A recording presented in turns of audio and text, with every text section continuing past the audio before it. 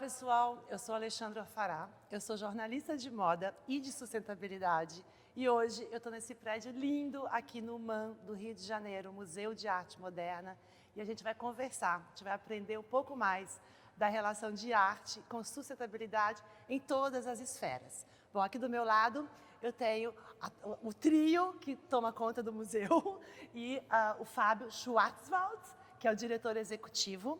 O Fábio vai poder falar um pouco mais sobre a administração, ele também é um grande colecionador de arte. Aí eu tenho a Keina Eleison, olha, e o Pablo Lafuente. Eles são os diretores artísticos. Muito obrigada por vocês estarem falando com a gente. Obrigado, Um prazer estar aqui, vai ser realmente um aprendizado, uma troca. Eu espero, eu quero aprender várias coisas. Bom, acho que vamos começar pelo básico, né? Qual é a relação de arte e sustentabilidade?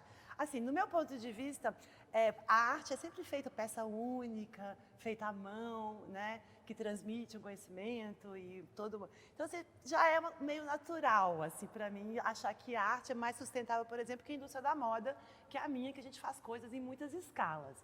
Mas eu acho que a gente estava conversando um pouquinho aqui antes que existem outras maneiras de olhar sobre essa relação em que eu ainda não tinha me alertado. Né? Vamos começar? Querem começar primeiro pelo diretor executivo? Ou querem começar com a Keina? Como vocês querem? Não, eu acho que, até falando um pouquinho O sobre... museu é sustentável? O museu está, a gente quer, né, se tornar cada vez mais sustentável. Eu acho que isso é uma coisa realmente muito importante a gente debater, porque essa questão de sustentabilidade, ela transpassa todo o nosso ecossistema aqui do museu, né? No sentido de entender esse espaço como um espaço que tem que ser realmente um exemplo para a sociedade, né? E, sem dúvida, essa questão da sustentabilidade é algo que a gente vem focando e muito agora em função de toda uma pesquisa feita em relação a vários equipamentos culturais, né? Que a importância desses equipamentos se tornarem sustentáveis realmente para trazer essa pauta cada vez mais forte para os nossos visitantes, né, para a nossa sociedade como um todo, entendendo que o museu é um local de referência, né, de pesquisa, de guarda, né, de documentação e de histórias para contar. Né? E, nesse sentido, a gente vai estar iniciando, até no início desse ano, uma obra para trazer para o museu uma questão que é muito importante, que é a economia de energia via células fotovoltaicas. Tá. Né? Então, a gente assinou um acordo com a Light, né? Um patrocínio da Light, junto com uma empresa chamada Solocorp, em que a gente vai estar colocando células fotovoltaicas, né, na estrutura, né, de cima do museu, e com isso a gente vai poder estar economizando 60%, né, do custo de energia ou mais. Uma outra coisa muito importante também é o uso de recursos que a gente tem, né, nas exposições. Né? Quando você traz uma exposição, geralmente você vem com muitas caixas, né, para proteger os trabalhos, né, tem plásticos em volta de todo esse material. E é super interessante a gente entender agora como é que isso vai ser descartado, né, e que forma a gente tem para conseguir trazer exposições mais sustentáveis. Né? Então, esse é um trabalho que a gente quer fazer ao longo de 2021, né? Nos aprofundando em relação a esse uso dos recursos naturais, né? Em todos esses projetos que o museu faz, não só nas exposições que a gente está fazendo, mas nas reformas que a gente precisa fazer nesse museu. Esse museu completou 72 anos esse ano, né? E é um prédio, né, histórico, né, modernista, né?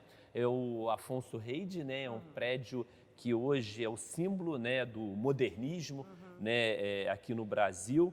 Infelizmente, com o cancelamento da UIA 2020, né, a gente teria a oportunidade de festejar muito esse prédio, né, com esse congresso de arquitetura que iria estar acontecendo esse ano, mas vai estar acontecendo em 2021, e a gente pretende realmente, né, fazer movimentos que tenham um cunho, né, de valorizar cada vez mais essa arquitetura tão festejada do Heide, né, como também a questão da sustentabilidade como um todo, que é algo que é muito importante ser debatido, né, nesse momento que a gente vive esse problema de sustentabilidade, né, dos nossos ecossistemas no Brasil. Com certeza.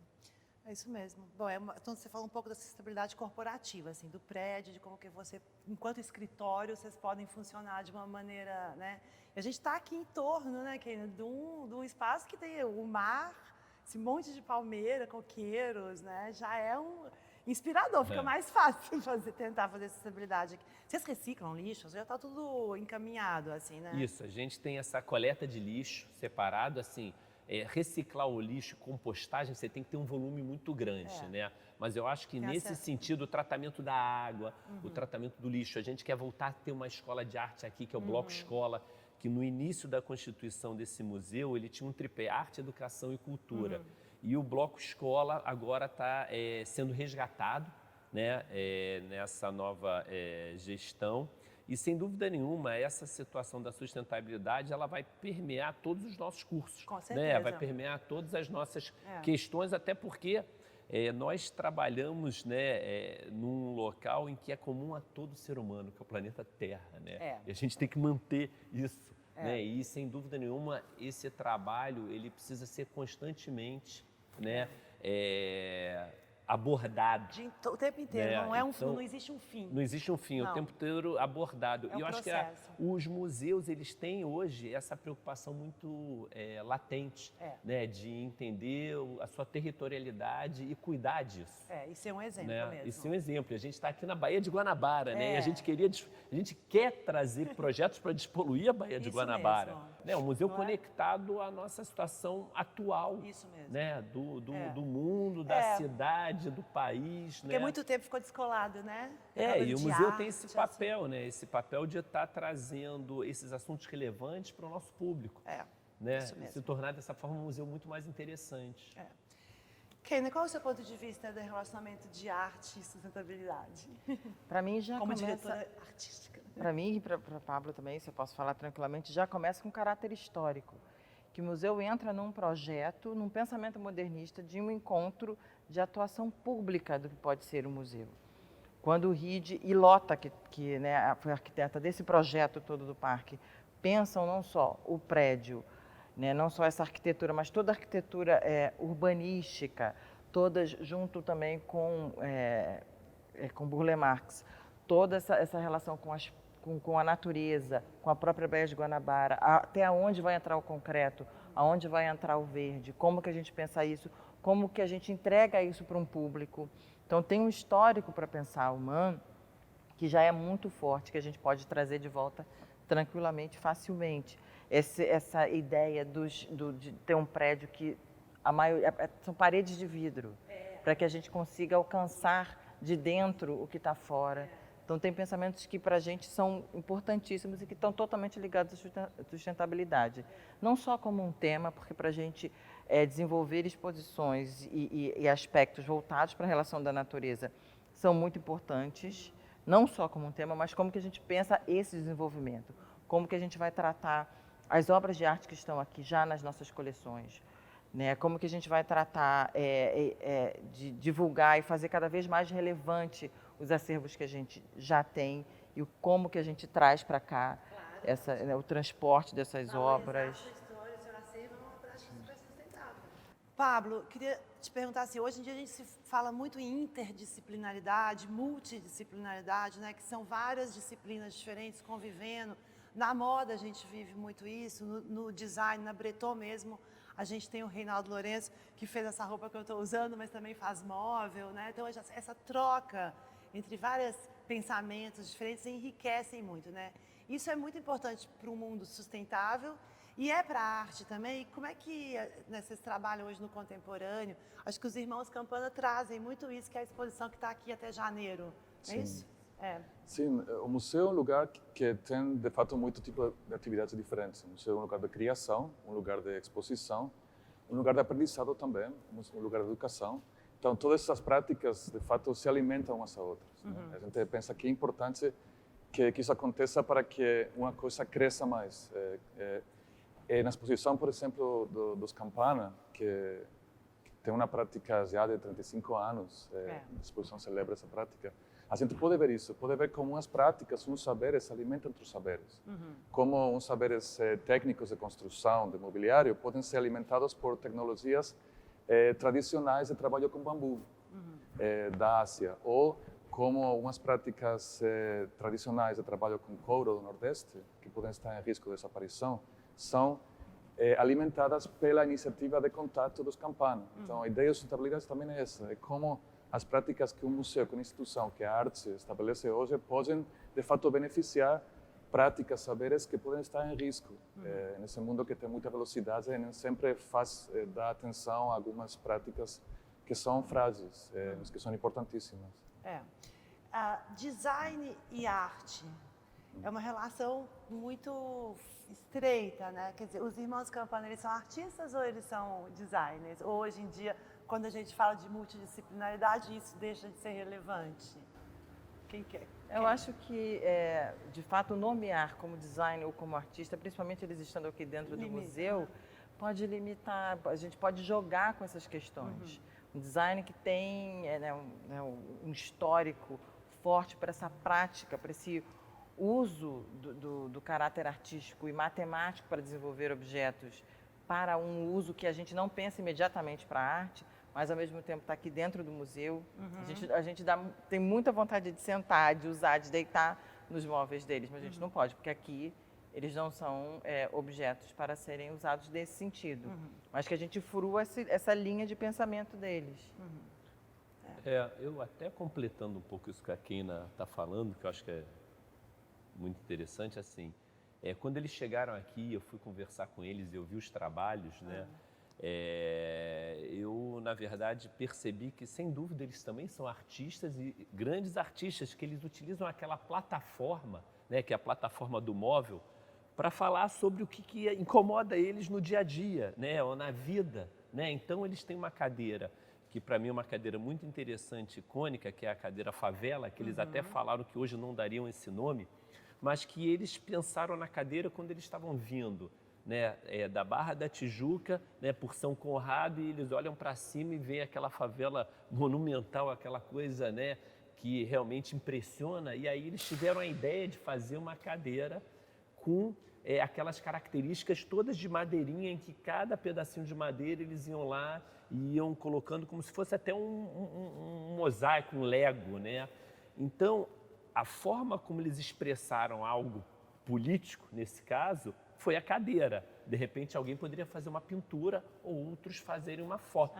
Né? Então, nesse sentido, para mim, eles são artistas, sim, porque eles utilizam características de objetos em que eles querem fazer aquilo como mobiliário para estar contando uma história. Na verdade, eles contam histórias. Né? E todo artista, ele conta uma história, ele conta algo que ele está sentindo do ponto de vista individual dele, que ele quer botar para fora. Né? E por isso que é uma exposição que está dentro do Museu de Arte tão festejada, né? E tão visitada, porque ela toca a todos, né? Desde as crianças até as pessoas mais idosas, né? Transpassando adolescentes, adultos. Todo mundo se conecta em algum daqueles objetos, né? E remete a alguma coisa, né, da sua vida. Né? A gente estava falando antes de começar um pouquinho da questão educacional e social que o MAN tem presença aqui no Rio de Janeiro. Vocês podem me contar? E que isso seria uma questão de sustentabilidade. Porque quando a gente fala de sustentabilidade, né, a gente está falando que existe a financeira, a econômica e a social. Acho que esse tripé, né, hoje em dia se fala até em outras, mas eu acho que mais ou menos é isso. E uma coisa que não gera riqueza, não consegue também gerar riqueza para o social e nem, né, para o meio ambiente. Deveria tudo andar meio junto, assim, né? E nessa questão social, quais são as ações do MAN, assim, porque é tão importante a gente educar as pessoas, para as pessoas terem uma vida mais sustentável desde a intimidade delas, até quando elas frequentam o museu, né? Sim. Esse prédio onde a gente está agora, essa parte do prédio, se chama Bloco Escola. Foi a primeira parte construída, no ano 58. Então, o MAN, como museu, começou como escola. Então, essa relação de educação, cultura e arte que a Fábia falava, está baseada nesse começo. Então, a ideia de educação é uma coisa que a gente fala em relação aos outros, mas também a nós. A formação continuada de nós, como pessoas, como profissionais, como equipe, é também chave para a sustentabilidade. Se a gente não aprende continuamente com nossas relações com os outros, a gente não vai funcionar como museu. E isso também se traduz em uma relação com diferentes situações pedagógicas. A gente pensa que o museu deve ser um lugar que as pessoas reconheçam como um lugar formativo, que é essa passagem pode ser criança, pode ser adulto, pode ser uma formação profissional, pode ser uma formação vital. A gente quer atuar em todas essas áreas, mas que as pessoas que passem por aqui lembrem dessa passagem como uma passagem que eles formou como pessoa, como profissional. E isso cria umas ramificações na cidade e no mundo. Queria falar um pouquinho sobre, quer dizer, você daria ferramentas para as pessoas fazerem escolhas, né? Porque a gente faz escolhas o dia inteiro, né? Escova o dente, não escova o dente, joga latinha na rua, não jogo, compro essa obra de arte ou não compro, ou essa camiseta ou não compro, né? Então, eu acho que quando você educa, você faz essa formação, você consegue dar mais opções, né? Como é que a gente relaciona consumo? Aqui ainda foi um pouco da moda, viu, gente? Ainda bem que isso dá pra ver, né? Diretora artística, tem sempre uma coisa ali. Mas ela trabalhou no Fashion Rio, que foi aqui dentro há anos e anos e que eu frequentei muito. E a gente fala muito de consumo consciente porque o volume da moda é realmente um volume muito gigante. Como é que a gente fala de consumo consciente na arte? Quer responder? Ai, gente, como é que a gente fala? Bom, tem que questionar justamente essa relação de consumo. O que é consumir o objeto de arte? Nesse sentido também, volta a relação de educação. Volta a relação de como que a gente vai pensar essas exposições, como que a gente pensa esse prédio, como que a gente pensa esse dia a dia aqui, especificamente falando do MAM, né? Desde a equipe até as relações que a gente pode estabelecer com o público. Quando na entrada da direção executiva e também na abertura que a gente teve pós-pandemia, né? Ainda na pandemia, porque estamos na pandemia ainda, com um museu que abre com contribuição solidária, você coloca um agenciamento em relação do que como o público vai entrar. Não só as pessoas podem pagar ou não, mas se elas escolhem pagar também. Como que elas vão... algumas pessoas que podem pagar vão pagar muito mais do que seria o preço do ingresso. Sim. Certo. E algumas que não podiam se descobrem felizes de poder estar aqui fruindo com todas as pessoas, com a exposição, com as exposições, com esse prédio. Muito legal isso que vocês fizeram, né? De bilheteria, contribuição que você pode dar, né? Isso, na verdade, eu acho que vem de uma estratégia, eu acho que é muito importante, de uma sustentabilidade social que você tem que trazer, né? Então, a gente fala de uma situação em que a gente percebe que o país ele está realmente carente, né, de dar oportunidades para a nossa população de uma forma democrática ter acesso à educação através da cultura, né? Então, essa estratégia nossa, né? Isso foi uma coisa que logo quando eu entrei eu pensei já em fazer esse museu de graça, né? É claro que você tem alguém te ajudando financeiramente, um patrocinador te... E também não é totalmente de graça, né? Na verdade, ele é um museu totalmente de graça que a gente cria uma consciência para as pessoas de contribuição. Certo, entendi. Né? Então, assim, a pessoa ela entra aqui, ela sabe que ela, se não tiver dinheiro para pagar, ela vai ser muito bem recebida, né? Mas se ela puder ajudar, ela deve ajudar, porque esse museu tem que se sustentar. Né? E essa questão da sustentabilidade financeira, ela é muito importante. Mas, ao nosso ver aqui, você dá acesso às pessoas a terem a oportunidade de conhecer mais a cultura, de conhecer mais a nossa história, você cria uma oportunidade para elas aprenderem mais e se sustentarem também, né, de uma forma que elas, com mais conhecimento, elas consigam ter mais oportunidades na vida. Né? E eu acho que o museu tem esse papel, né? O museu tem um papel não só de contemplação, né, mas um papel muito forte de educação, né? E cada vez mais esse caminho está sendo pautado, né, pela nossa direção artística, né, com a volta do Bloco Escola e com várias ações da nossa área de educação para trazer essa possibilidade das pessoas, de uma forma gratuita e muito democrática, ter acesso à cultura. Muito bem. Gente, queria voltar um pouquinho ao começo. Assim, a gente falou de multidisciplinaridade, temos aqui um economista, 2 filósofos, todos trabalham com arte, eu sou da moda. Como vocês estão, que a gente falou de sustentabilidade financeira, econômica, né? Que faz os sonhos dos dois se realizarem, né? Acho que tem isso também, né? Como é que vocês estão se relacionando, assim? Como é que está a vida do museu, assim, econômica durante esse ano, que é um ano tão difícil para a gente? E o que vem pela frente, de acordo com o que vocês têm, né, que vocês estão plantando hoje? O que vocês esperam para 2021? O que a gente pode... Eu acho que a gente, sem dúvida nenhuma, passou por um dos momentos mais difíceis da nossa história, né? E os museus, principalmente, porque eles trabalham com o público. A bilheteria é quanto por cento, geralmente, de um museu? Geralmente, a bilheteria de um museu é em torno de 6 a 15% no máximo. O resto, doação? O resto é doação, você aluga o espaço para eventos, né? Você tem um restaurante, né? Você tem vendas na loja, ou vendas de clube de colecionadores. Você vai trazendo oportunidades para as pessoas se engajarem, né? E participarem.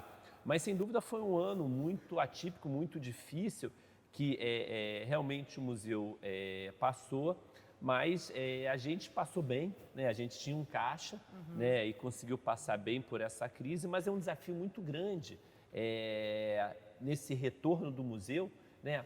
Primeiro trazer esse conforto para as pessoas voltarem a participar do dia a dia com segurança, né? Eu acho que isso é uma coisa que aos poucos elas estão percebendo que o museu é um lugar seguro, né? Infelizmente a gente foi o último lugar a abrir, mas eu acho que é um lugar mais seguro para as pessoas estarem, porque a gente controla a entrada, as pessoas todas usam máscara, não tocam em nada. Então, nesse sentido, você não tem muito contato, você nem tira a máscara.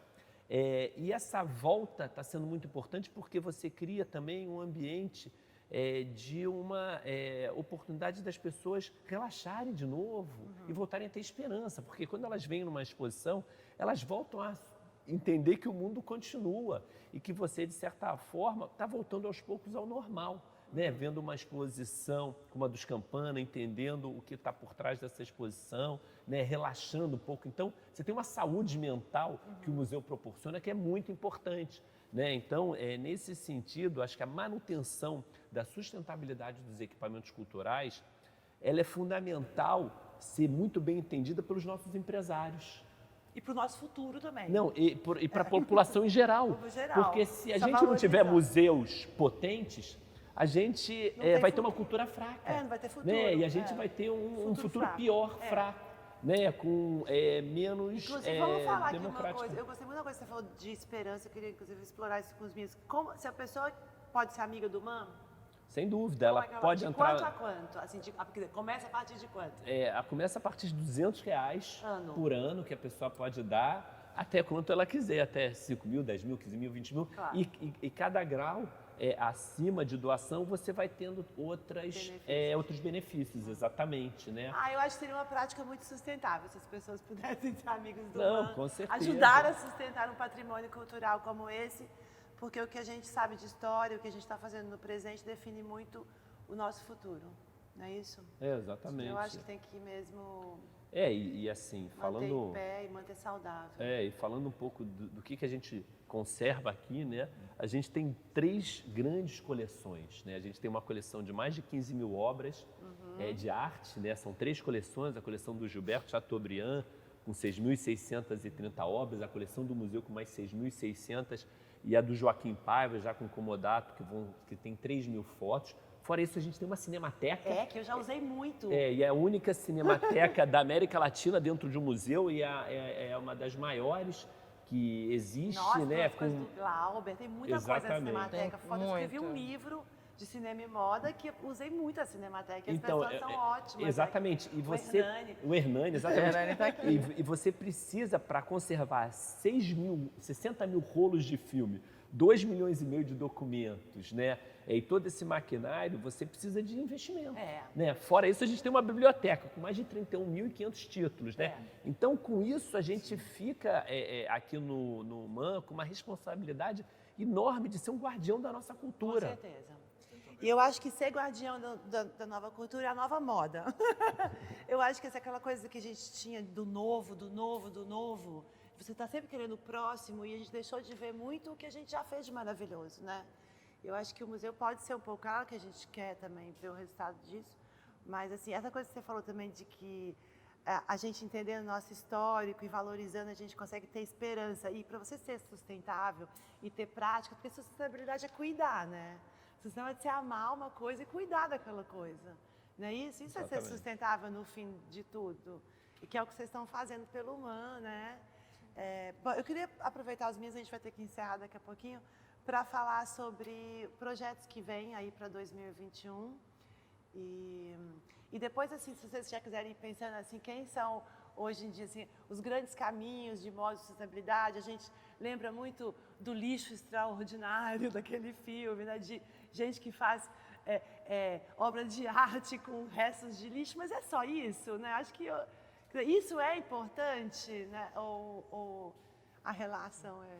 Penso que tem uma questão, sempre uma questão temática, como você tematiza esse assunto, como você fala disso, a sustentabilidade para as pessoas, e também como você faz as coisas, como você trabalha. Produção. Como você trabalha de um jeito que, de fato, implementa esses princípios. Não? Acho que, às vezes, a primeira vai ser na segunda, e a gente quer muito fazer as duas juntas. Para nós é fundamental que é uma prática que não... Que utilize bem o que a gente tem e que compartilhe o que a gente tem. A gente já começou a apoiar organizações externas humanas. A gente pensa que o MAM, como uma instituição tão grande, um museu com essa importância histórica, precisa ser um motor que alimente as pessoas que na cidade do Rio e além trabalham com arte e cultura. Isso é fundamental para nós. Mas também que essas discussões também apareçam em exposições. A gente tem uma exposição para a segunda metade de 2021 que fala exatamente disso. Vocês podem dar um spoiler pra gente? A gente pode já falar que é uma exposição com artistas brasileiros e internacionais, que a gente já está desenvolvendo o convite, que a gente vai trazer artistas para cá para pensar, mais do que trazer objeto de arte, a gente está trazendo artista para pensar esse espaço interno e externo do museu. A gente vai explorar bastante as coisas que a gente já tem, acervos internos e externos, pensamentos históricos e contemporâneos. Né? Vai ser uma grande exposição. Por exemplo, quando um artista usa plástico para fazer uma obra de arte, ele é visto como um artista não sustentável? Que plástico é esse? Será que ele Sei. está fazendo uma pesquisa? Porque hoje em dia a gente já tem plásticos feitos de outros plásticos. Mandioca, alga. Não só, mas que pegam plásticos daqueles pets que ficam lá no meio daquelas ilhas de pets no meio do oceano. Existem possibilidades de a gente trabalhar vários materiais que são vistos de primeira como horríveis, mas que a partir dessa coisa horripilante que eles podem trazer, o artista já está trazendo essa discussão. A discussão. A prática artística já está trazendo essa discussão e o material em si já traz todo um entorno. A gente já sabe quem é, não só quem está assinando, mas todo o núcleo, toda a escala, toda a rede para fazer aquele trabalho chegar lá. Bom, gente, queria encerrar com vocês, a gente saber assim, o que a gente pode fazer no Rio de Janeiro para desfrutar mais desse relacionamento de arte, sustentabilidade, começando pelo Pablo e começando aqui pelo entorno do MAM. Olha, tem muitos lugares no Rio. Eu vou começar aqui com nossa vizinhança. Eu chego aqui que o programa é onde eu começo. Então, nessa vizinhança, o museu está dentro do Parque da Terra, que é um dos maiores parques urbanos, que está tombado. Então, é tombado aqui. Sim, então, de fato, o parque é um patrimônio de vida. Todas as árvores, todas as plantas que Burle Marx decidiu em cada lugar, são um patrimônio de vida que estão junto com o patrimônio de arte dentro do museu. Essa relação em patrimônio vivo e patrimônio de arte, a gente pensa que é uma conexão muito importante, que a gente tem que fazer o patrimônio de arte patrimônio vivo e temos que defender esse patrimônio vivo também. Lindo isso, realmente. E nesse sentido também de percurso, a gente está muito bem localizado, a gente está no centro do Rio, mas num lado do centro do Rio que é bem interessante. Você pode chegar aqui de avião, porque é 7 minutos caminhando, né, para vir para cá. E você chega aqui, você desfruta toda essa natureza, toda essa paisagem, que também foi construída, né? A gente está aqui na Baía de Guanabara, nesse parque, olha de frente para o centro financeiro do Rio de Janeiro, que a gente tanto pode seguir até o outro lado do centro com o Museu da Manhã, o Museu de Arte do Rio. A gente pode seguir o fluxo da Bahia, chegar até a zona sul do Rio de Janeiro. No caminho, a gente tem outros equipamentos culturais. Tem o Porto, que é aquele museu ao céu aberto, também de pintura, certo? A gente tem várias possibilidades. A gente tem todo um corredor cultural aqui no centro da cidade, né, com CCBB. CCBB, dos Correios, Casa França Brasil. O Museu Rio. Museu de Arte do Mar, Rio. o mar, Museu de Arte do Rio. Então a gente tem, só aqui no centro a gente verdade. tem E esse polo é novo, né? É um polo de 5 anos para cá. pode-se dizer que tem um pouquinho mais, mas ele não tem mais de 10 anos, Não. mas já tem Ganhou uma ideia. corpo, assim. Já tem uma ideia forte de ter um circuito de arte há bastante tempo, mas ele está mais E reforçado ele tem tudo a ver agora. com rua, com natureza. O Rio de Janeiro é muito especial, coisa que a gente não tem no mundo nenhum, né? Da arte viva com a arte histórica. Eu acho que assim, se a gente for pensar na sustentabilidade do Rio de Janeiro como cidade e analisando a sua história, naturalmente ela passa por, eu acho que duas vertentes muito importantes, que é a cultura e o turismo, né? E por que o turismo? Porque é uma cidade única no Brasil, né? E única quase no mundo, né? Assim, para quem viaja, né, e conhece bem o Rio, fala que o Rio realmente, pela sua beleza natural e que precisa ser sustentada, né, é uma das cidades mais incríveis do mundo. E essa beleza natural, ela inspira todos os artistas, né? Que sejam artistas plásticos, que sejam artistas de cinema, de música, de teatro, do que for, de moda, né? Então a gente foi o celeiro cultural do Brasil, né, por muitos anos, né? Então o Bloco Escola ele se inicia na década de 50 e na década de 50, 60 e 70, aqui no Bloco Escola você teve toda uma geração de artistas que começou com Ivan Serpa, acaba com Ernesto Neto, passando por Faigo Strover, Elliot Sica, Lígia Clark, Lígia Papo, que todos, né, Anabela Geiger, que todos desfrutaram desse ambiente, né, visualmente muito inspirador, né? E essa cidade, ela passa por esse foco agora de desenvolver cada vez mais seus projetos turísticos e culturais. E para isso a gente precisa, sem dúvida nenhuma, valorizar muito mais a cultura que a gente tem aqui, né? Valorizar o carnaval, né? Valorizar os museus, valorizar os nossos espaços, né, de visitação como o Parque Lage, que é uma escola de arte dentro de uma floresta e é o único lugar do Rio que do asfalto você sobe até o Corcovado.